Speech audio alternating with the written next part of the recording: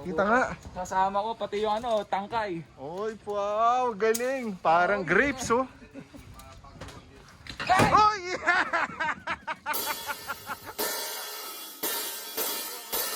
Nagsimula sa patikim-tikim.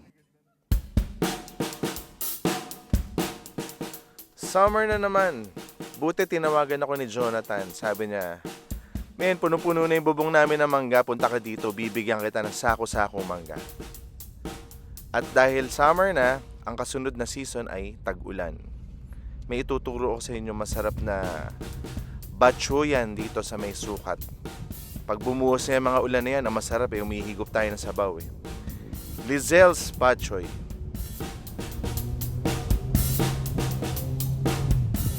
Pero bago ang lahat, punta muna tayo sa Fort Monkeez Garage. Ano ba ng kanan mangoes? Ba't kanan? Oh, yun! Puro talaga kalokohan to si Tan. Pero magaling na mekaniko yan ha. Si Tan ang pag-asa ng lahat ng may motorsiklong ayaw tumakbo. Yun oh. Kasi bumubuhay siya ng motorsiklong hindi tumatakbo. At ito ang garahe niya. Ito ang Fort Monkeez Garage. Isa yan sa mga obra niya. Makukulit ang gawa niya. Kakaiba.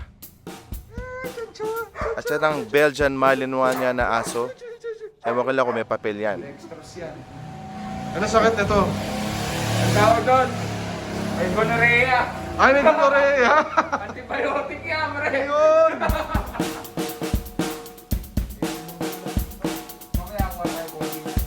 Uy! Sige, sige. Indian mango to. Wow! Wow, wow, wow, kalabaw. Hello! Ay, tito, yan ang tatay ni Jonathan. Pure Belgian. May papel yan. Ano na sa ibabaw? Ito mga ito. Ano pre? Pupunuin ba natin itong sako? Ikaw ang bahala, pare. Go, go. Ang dami nga! Wow!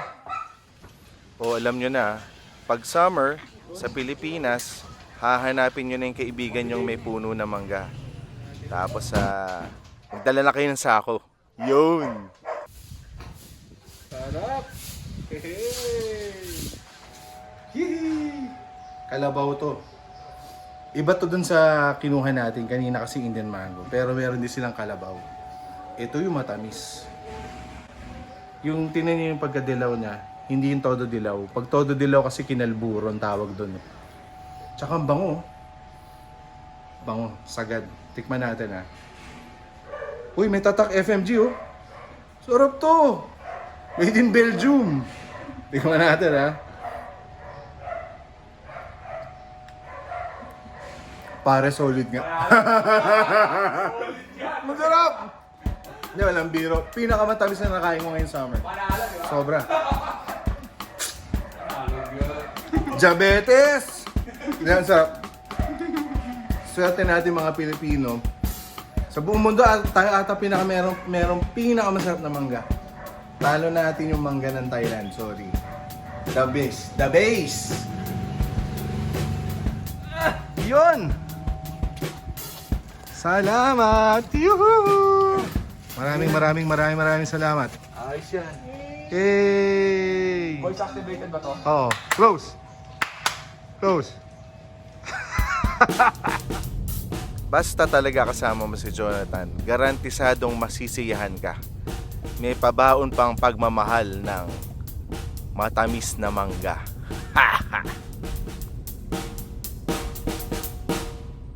So ito na, sadyain na natin yung Sucat kasi may masarap ngang batchoyan dito sa may Jaka Plaza.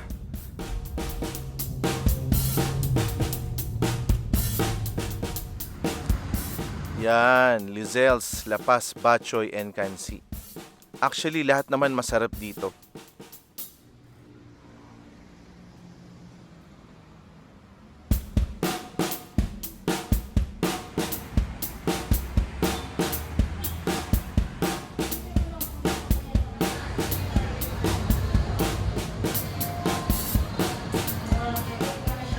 So ang in-order namin, yung tapsilog at saka nakalagay naman must try Paz Batchoy with lawas. Ano ba yung lawas? Ganda na itsura, oh. Hindi lang yung photogenic. Amoy-genic at saka lasa-genic to. Yung tapa nila, hindi yung shredded na... Iba kasi shredded, iba naman cubes. Sila malaga nito, mala jerky yung dating. Tapos pansin ko sa Liezl's, ibang-iba rin yung lasa ng tapa nila. Siyempre may tamis, Filipino style.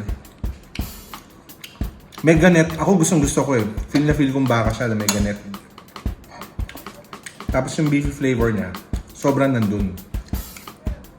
Karning-karne, bakang-baka. Tingnan natin kung gaano to kasarap pag may suka. Ito talaga, magbubuka ng lasa nito. Yun.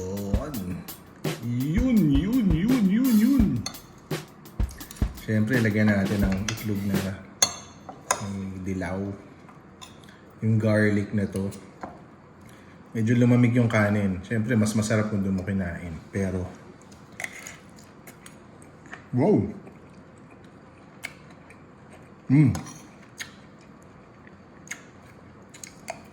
Sarap. Konting sabaw.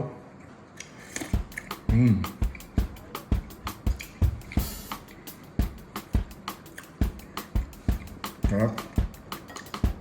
Gusto ko talaga yung tapa nila. Mahibla, oh.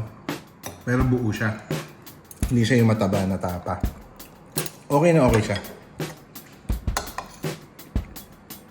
Lalo na sa presyo, ha. Grabe. Sarap. Masarap nga. Pero ito masarap na masarap. Batchoy na may lawas.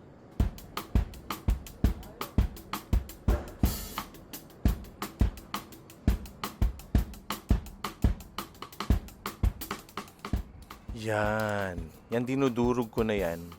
Yun yung laman ng buto. Yan ang pamparapsa.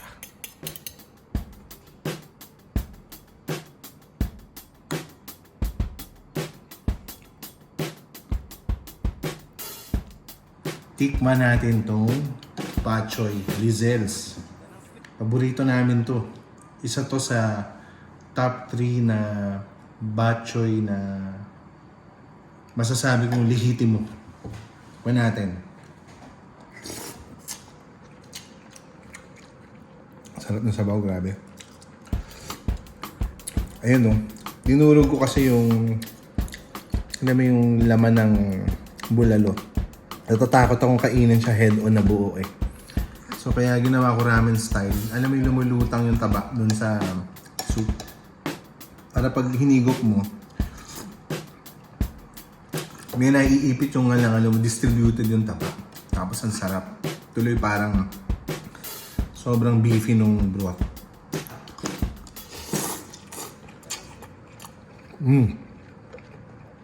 Grabe to. Solid talaga yung Liezl. Sayang hindi na tayo nakabili ng puto. Ito yung perfect na kaulam na tayo. O kaya, pandesal. Grabe. Wala ata tayong kain doon na sablay. Ngayon lang ako nag-take out. Pero panalo pa rin. Madali mo na may init yan eh. Microwave mo lang yan.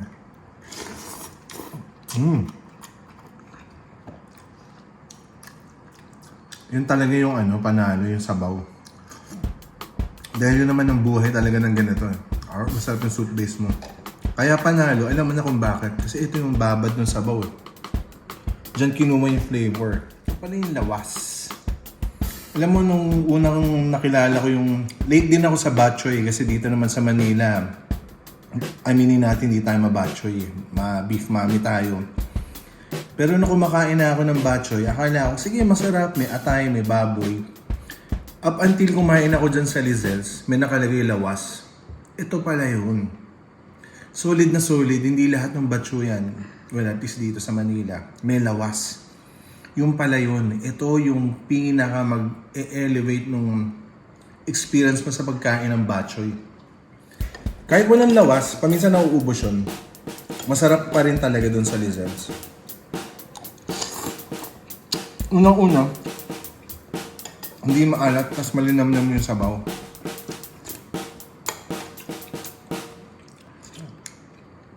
Hindi rin dinaan sa chicharon. Yung iba kasi dadaan sa chicharon, sobrang dami ng chicharon. Tamang-tama yung lasa niya. Sobrang okay. Wala siya ibang gustong patunayan.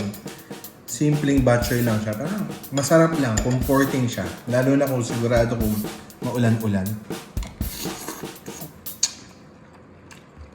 Ang sarap. Dayuhin na to. Wala naman kasi masyadong Liezl eh. Hindi ko nga alam kung meron siya ibang branch. Pero malalaman yung sinasabi ko.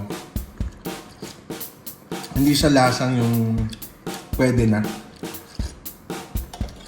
Lasang pwede na. Rock.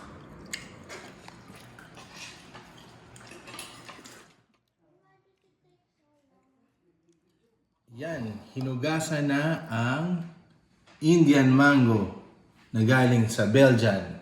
So, mix siya Belgian mango, Indian mango. Tikman natin. Ano na eh, hinahinog yun. Sarap na to.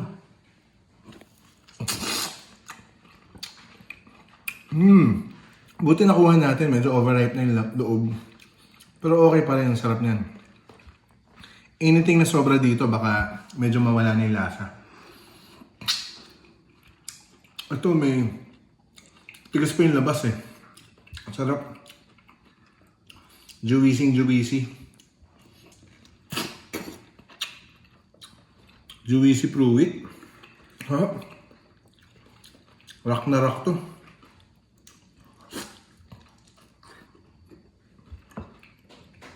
Thank you, Jonathan. Ang sarap na to. Feel na feel ko yung summer. Isang sakong mangga.